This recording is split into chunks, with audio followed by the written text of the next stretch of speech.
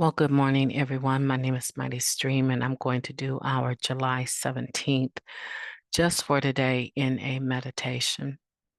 I beg your pardon, I'm a little bit late in posting this, but I did have my first chemotherapy day yesterday, and it went well. It went well. Thank you. A special shout out to my team that showed up to help me. Appreciate that. So, the title of the meditation for today, using dreams. Okay.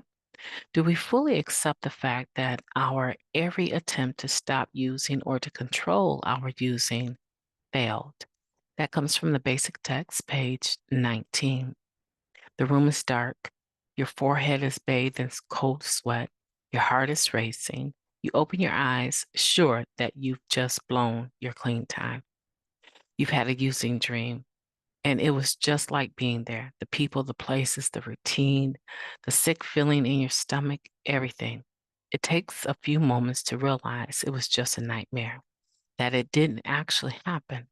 Slowly, you settle down and return to sleep. The next morning is the time to examine what really happened the night before. You didn't use last night, but how close are you to using today? Do you have any illusions about your ability to control your using? Do you know, without a doubt, what would happen once you took the first drug? What stands between you and a real, live relapse? How strong is your program, your relationships with your sponsor, your home group, and your higher power? Using dreams don't necessarily indicate a hole in our program.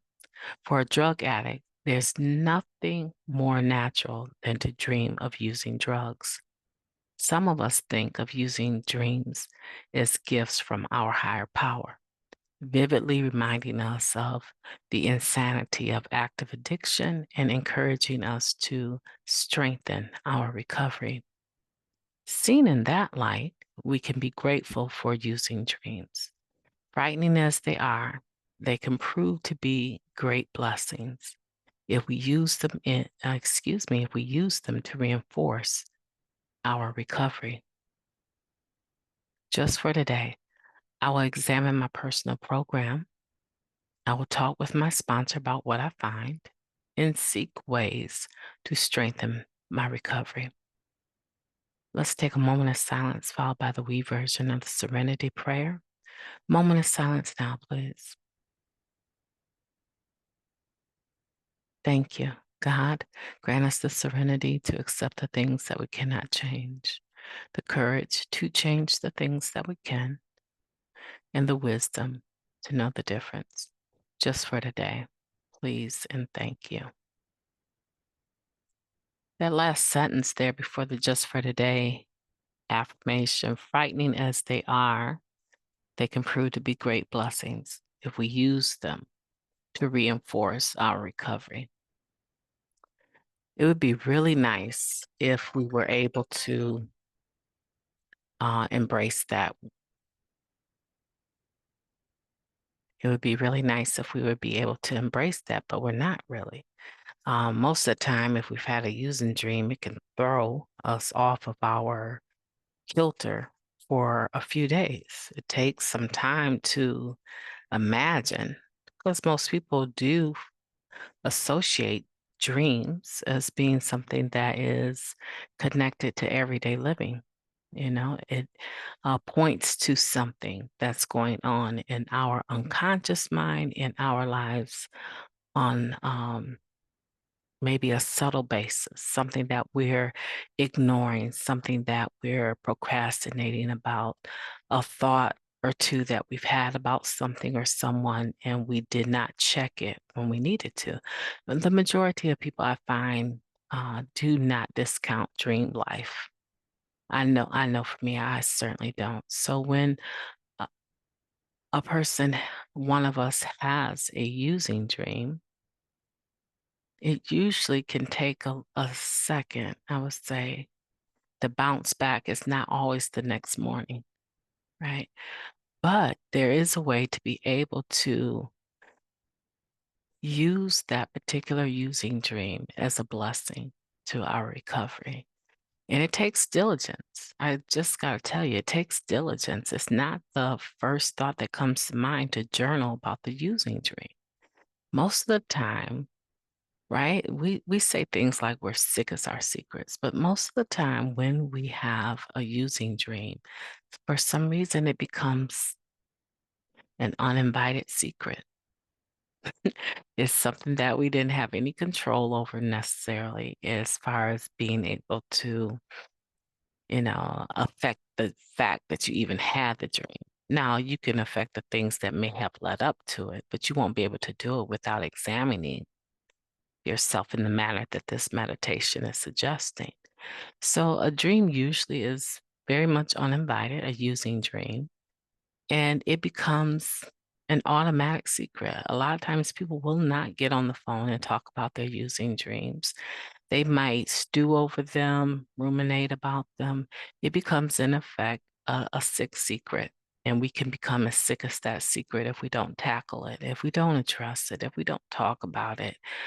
This meditation is a 5-star. This is one of those that you bend the page back, you highlight using dreams, what to do if I have a using dream.